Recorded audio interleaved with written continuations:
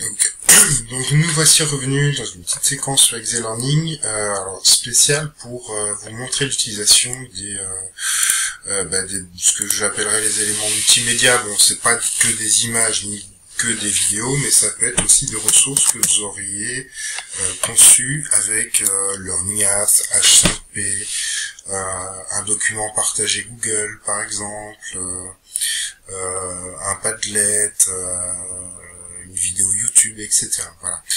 Donc comment on va pouvoir intégrer ça dans Exelearning, dans des activités Exelearning. Donc là j'ai ouvert un Exelearning version 2.5, comme ça on va voir un petit peu les modifications, les différences. On retrouve le système de plan et de gestion de plan, avec les boutons de réorganisation et voilà. Les outils pédagogiques qui étaient des e-devices dans la version 1.4, qui ont un peu changé. Vous avez de nouvelles activités interactives, notamment la vidéo interactive qu'on verra dans une séquence spéciale, et les activités GeoGebra qui sont des activités plutôt orientées mathématiques et notamment géométriques. Voilà. Sinon après pas de grosses différences. Vous avez possibilité d'ajouter de mettre des pièces jointes ou télécharger un fichier d'origine. Voilà.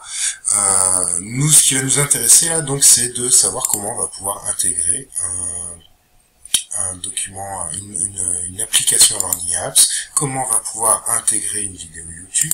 C'est le même système un peu partout, hein. Comment on va pouvoir intégrer ces présentations Calameo par exemple, qui se présentent des documents sous forme de livres, de manière un peu plus jolie, et comment on va pouvoir intégrer un document partagé sur lequel les apprenants vont pouvoir interagir tous ensemble.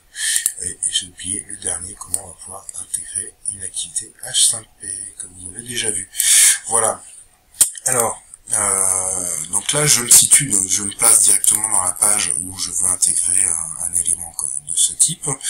À savoir que partout où vous aurez un éditeur de texte, dans n'importe quelle activité où vous avez un éditeur de texte, par exemple je prends ici une tâche, je vais demander à mes apprenants de réaliser une tâche, partout où je vais avoir un éditeur de texte de ce type-là, avec lequel je vais pouvoir accéder au code HTML, je vais pouvoir intégrer ces différentes ressources, peu importe l'activité que je prends. Il me suffit juste d'avoir un éditeur de ce type-là. Je vais prendre une activité un peu plus simple, hein, puisque ce qui nous intéresse c'est le mode opératoire. Donc je suis dans une page dans laquelle je vais ajouter tout simplement du texte. Donc ce texte, je vais l'appeler Learning Apps.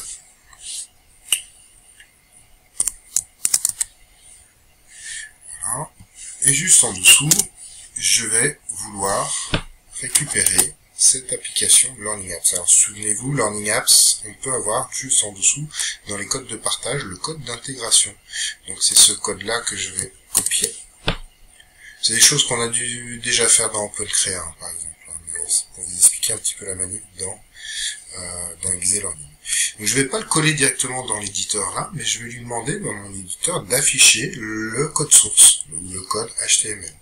Ce qui va me permettre ici, entre les balises de paragraphes que j'ai entrées, de coller mon Learning Apps. Donc je valide. Alors je vérifie juste une chose que c'est vrai. Je mets à jour. Voilà. Alors bien sûr mon Learning Apps là est un peu tout petit, donc peut-être qu'il va falloir que je retouche le code HTML pour identifier d'autres mesures qui sont wide. Vous allez trouver la mesure wide, donc la largeur, donc je vais le mettre à 700 par exemple, et hauteur, donc je vais le mettre à 900 puisque il me semble qu'elle est assez haute comme ressource. Donc, et je revalide. Donc, des fois c'est utile d'aller retoucher un petit peu ce code. Voilà. Et du coup ça va mieux. L'écho en optionnel, je ne veux pas l'ajouter. Je valide.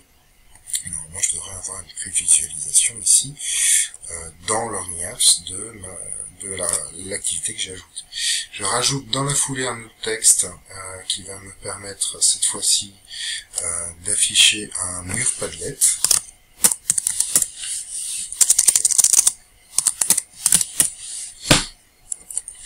Et dans ce mur Padlet, donc je vais aller chercher le code de mon mur Padlet.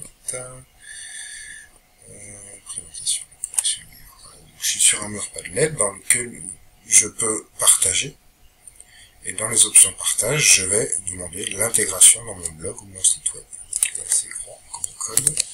Voilà, je le copie et je vais le renseigner dans Excel. Donc j'active bien la vue HTML, j'insiste bien, ne collez pas du code HTML dans un éditeur en mode texte. Ça ne vous affichera que le code HTML et pas son interprétation. Voilà. Donc je mets à jour. Pendant que j'y suis, je vais valider, on verra après ce que ça va donner. Peut-être qu'il aurait fallu remodifier la largeur. Donc je vais ajouter encore un autre élément pour que cette fois-ci, alors je ferme les onglets au fur et à mesure. Présentation, je vais ajouter, bah tiens, une ressource H5 que vous avez déjà dû consulter. Et si l'auteur a laissé la possibilité, vous avez le code embed, donc le code d'intégration. Alors, je suis peut-être un peu trop large pour ma ressource Exhibit Learning, donc je vais changer la taille. Je copie ce code, je n'ai plus besoin d'Exhibit Learning, de H5P, et je retourne sur Exhibit Learning. Voilà. Je me place dans l'éditeur en mode texte, j'active la vue HTML et je code mon code. Et puis, donc pendant que je suis encore, voilà, je valide et je vais ajouter, bon la vidéo YouTube c'est connu, je veux juste en ajouter deux autres. Donc un exemple qui va concerner Calameo. Vous voyez comme c'est sympa à faire. Donc je me place là, j'active directement le code HTML et je vais aller chercher ma ressource Calameo. Donc Calameo est ici, donc avec le code de partage accessible ici. Et je vais pouvoir copier le code d'intégration. C'est fait, je n'ai plus besoin de ma ressource ici. Je retourne sur Exhibit Learning et je colle dans mon code HTML le code d'intégration de ma ressource Calameo. Je mets à jour. Et le dernier cas que je voulais vous présenter, et on regardera ce que ça donne. Je valide toutes les activités. Je vais à la dernière et j'ajoute un nouvel élément pour pouvoir y mettre un code d'imbrication. Et je vais mettre cette fois-ci Google Doc. Imaginez que vous allez proposer une ressource dans laquelle une activité à réaliser par les apprenants sera d'interagir sur le même document. Alors sur Google Doc j'y tenais parce que c'est un peu plus particulier, c'est pas dans les options de partage, vous avez les partages là, mais vous ne trouverez pas le code d'intégration dans les options de partage. Il faut que votre fichier qui est sur votre Drive Google, vous activiez la publication sur le web. Donc pour ça, il va vous donner du coup le lien direct, mais aussi donc le code d'intégration. Voilà, vous allez le trouver là. C'est pas forcément très intuitif, donc c'est pour ça que je voulais vous le présenter. J'ai récupéré mon code et je vais le renseigner dans mon code HTML de l'activité. Je mets à jour. Un peu petit. Je retourne dans le code HTML, je vais simplement, c'est le même problème que tout à l'heure, donc en largeur je vais mettre 700 et en hauteur, j'ai pas besoin d'énormément de hauteur, donc je vais rester en 600. Je valide, je mets à jour et je valide l'élément que je viens d'ajouter. Maintenant je vais pouvoir aller prévisualiser l'ensemble de ma ressource comme si j'étais un apprenant. J'ai bien un type de séquence, donc la page que j'avais, dans laquelle j'ai mis mon activité Learning Apps, mon activité Padlet, sur laquelle je peux faire interagir les apprenants, mon activité H5P interactive, mon Calameo, donc un peu plus petit, hein, mais je peux effectivement l'afficher en plein écran. Voilà. changer la taille pour l'adapter directement à ma page Excel Learning. Et mon monde Google Docs sur lequel je vais pouvoir normalement intervenir. Petit bémol de ma part, j'ai dû oublier d'activer quelque chose partagé quand même. Modifier. Je prends ce lien là, je vais voir si c'est pas dans mon code HTML qu'il a fallu que je renseigne un autre type de fichier.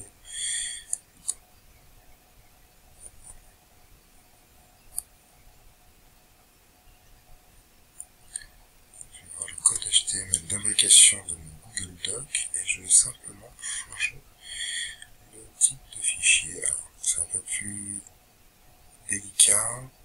Je vais faire comme ça, je vais changer tout le lien.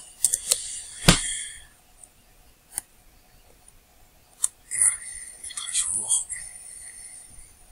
Je valide et je relance la prévisualisation. Je vais faire l'ancienne. Donc ma ressource Excel Learning se charge.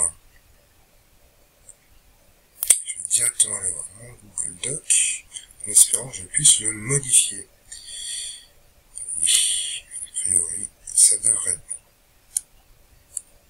Donc il y a une petite manipulation à faire, on pourra la revoir si vous le souhaitez. Il faut prendre effectivement le mode publication sur le web qui vous donne le code d'intégration. Vous allez le trouver dans le menu fichier qui est sur le web. Il vous donne un code d'intégration et dans ce code d'intégration vous remplacez simplement l'adresse HTTP.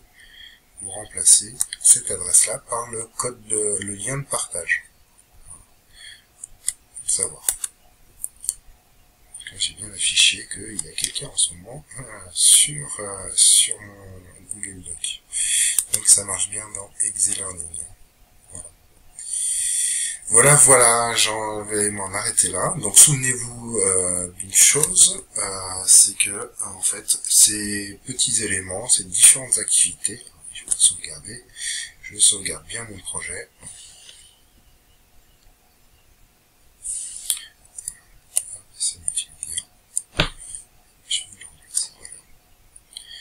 Souvenez-vous d'une chose, c'est que ces éléments, Learning Apps, etc., vous allez pouvoir les intégrer partout ou dans chaque activité où vous aurez un éditeur de texte qui vous permettra de renseigner du code HTML. Voilà. C'est pas opportun dans ce type d'activité-là, mais je vais avoir donc mon éditeur ici qui va me permettre d'afficher mon code HTML. Donc ces ressources là peuvent servir de consigne. Ces ressources là on peut très bien envisager de les faire consulter, par exemple ici activité H1P, je fais observer et je peux ajouter derrière des activités questions, voilà, que je vais retrouver par remplir les blancs, vrai, faux, etc. Voilà ce qu'on peut faire aussi dans Excel Learning. Voilà, bonne continuation, bon courage.